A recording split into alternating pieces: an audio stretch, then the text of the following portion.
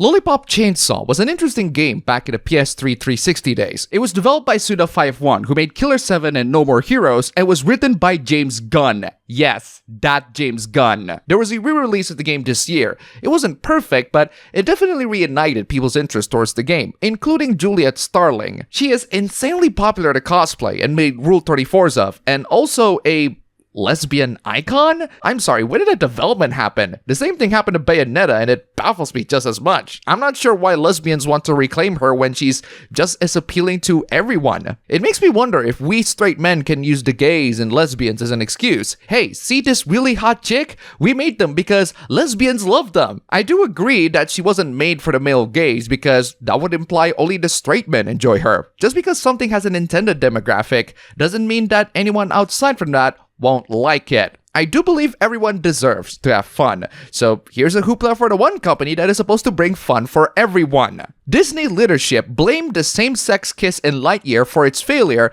at the box office. I mean, you can blame it on that all you like, but no one asked for Lightyear. That movie is at best mediocre. Inside Out 2, on the other hand, is a great movie, but as always in the entertainment industry, employees are being crunched and laid off in making it. Apparently, Riley is supposed to have a romantic attachment to Val, the girl that she idolized, but my question is, if it is meant to be that way, shouldn't love also exist as an emotion too? The movie is ambiguous in that part. I don't mind it going either way, but it's clear that the gays are very risky for Disney internationally. Not sure who to blame, but I can definitely say that Inside Out 2 is great. I do find it interesting that kids' movies are the ones that make their female characters adorable and attractive. That's not something that the Western game industry wants to do lately, unless your name is Fortnite. Yes, Fortnite of all things have attractive female characters. Bizarre how the kids get the hot characters and the adults get the sanitized one. This person cannot take the complaints of women invading male spaces seriously, when the complaints are about how they are less likely for people to want to jerk off to. Bro, people jerk off to the freaking Mona Lisa. There is a positive correlation between a good design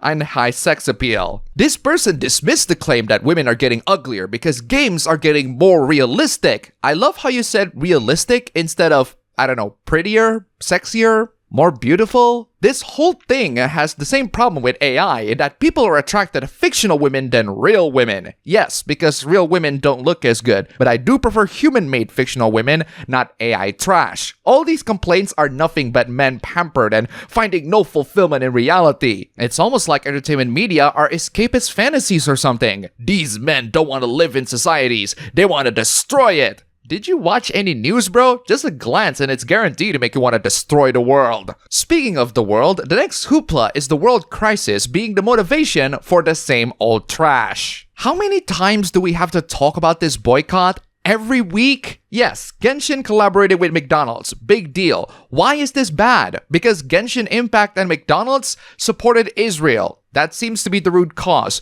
People love to talk about international crises that they pretend to have knowledge about and pretend to care for social credit. But don't worry, it gets worse. If you were a McDonald's employee, here's how you can help boycott against Genshin Impact: not letting people order the meal on the register. In other words, defy orders and risk being fired. You might as well tell these employees to quit and work somewhere else. Spread the word to all the coworkers of McDonald's and encourage them to defy the orders of their bosses over some video game beef in an international crisis that is beyond anyone's control, and you pretend to care and know about. Good to know that you people have your priorities straight. For the record, no shame working at McDonald's. Most people on the net are unemployed. That's why they tweet all this trash. Here's another Hoyo property hoopla, but thankfully this time it's not about the boycott. It's about girls taking a shower together and having a good time. It's all fun and games, until the fun police came in. Yes, the game is real, and yes, the cutscenes are inviting a certain group of demographics that love 18+ content. One thing I do have to criticize is that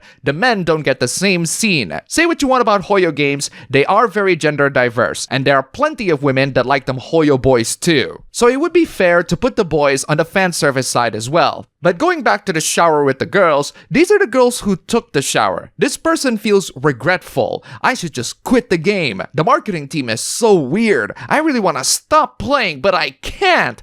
Well, I don't blame Hoyo addicts for relapsing. Wild how this person doesn't like girls taking a shower together, but reposts a lot of Yuri art. This next hoopla is close to anime. We're gonna talk about anime criticism, or criticisms in general. Being a critic is an art form in and of itself, which means anyone can suck at being a critic too. Think Before You Sleep is tired of people saying FRIEREN is a good show. You're tired of hearing that people disagree with you? Then the world is not for you. You are so in denial, you made this long thread justifying your take and saying that anyone who disagrees with you is a dumbass with a horrible taste. You see guys, good critics accept that people have different opinions and people don't have to agree with them. Bad critics make you feel guilty for liking something they hate and think that their taste is the best. They're not. And no, hating the literal demons in FRIEREN is not racism. They are at the same levels as the Doom demons, except they have more humanoid designs and are less obviously evil. And yet you insisted that you are right. Like I said,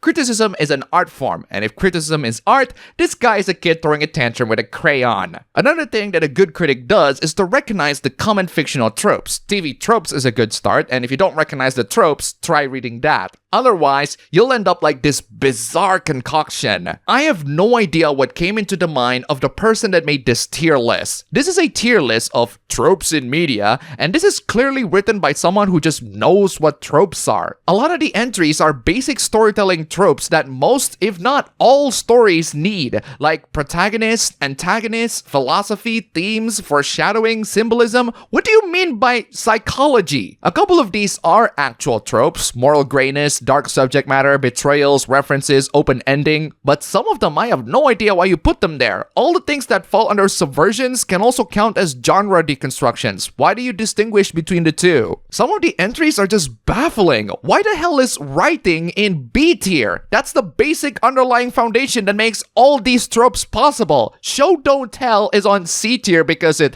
doesn't add much to the writing. That sounds like someone from Book Talk would say. Yeah, just give me the plot summary instead of describing it in detail. L trope? More like L tier. Moving on from that, this next hoopla is gonna talk about one of the tropes being put on the tier, dark subject matter, and how disgusting it is that you even talk about it. This person thinks that you can do dark romances without including or romanticizing sexual assault or domestic violence in your stories. Technically, yes, but there is a difference between including and romanticizing. You cannot have both. Those themes should be blacklisted from being used in dark romance. Okay, then what do you want in your dark romance stories? Sunshine and rainbows? Just because it's common doesn't mean it's okay. Yes, it does. It's fiction. Ignoring it means that these authors get away with it. Get away with what? Writing fiction you don't like? It's not a dark romance, it's poorly made horror that romanticizes traumatizing the female character by using harmful tropes that are used against victims every day. In other news, knives are being used to murder in fiction, like how they are used to murder people in real life. Fiction or not, it shouldn't be normal to have your female character abused throughout the story. Rape and abuse have no place in fiction. People want to escape from those. Thankfully, no one is forcing you to read it, so read something else. Speaking of something that you all shouldn't read, here's the least effective way to find a girlfriend online. This person is taking girlfriend applications. The requirements are as follows. Female, obviously, age 16 to 23, sounds like someone needs to take a seat. Japanese, but white girls are okay as long as they're small and skinny. Okay, but do you need them to speak English or can you speak Japanese? Willing to do as I ask. Yeah, maids can do that too, but you have to pay them, so what do you contribute? Have an IQ lower than 113. In other words, dumber than you. Fortunately, that's not hard. Unfortunately, no one wants you. 0 male friends. Okay. Cook 3 meals a day. Well, you can't cook or buy your own food. Willing to split the bill on a date. This guy's gonna leech on you, ladies. Into kinky stuff. Like what? Send nudes every day they're not in person. You have to earn that. Have sex when asked. See last comment. Be on birth control because condoms are restrictive. See last comment. And finally, jobless. Then I assume you have a job, right? Right? And that's all for the video today. Thank you all so much for watching. If you made it to the end, here's a kitty for you. And also, huge thanks to all these wonderful sponsors. You are all fantastic. If you want to see your names among these legends, then check out the links down below. Just $1. And you have supported this channel a lot. Seriously, thank you so much for watching. Don't forget to check out my ABB Show stream channel, link down below. Go subscribe, and I'll see you all next time.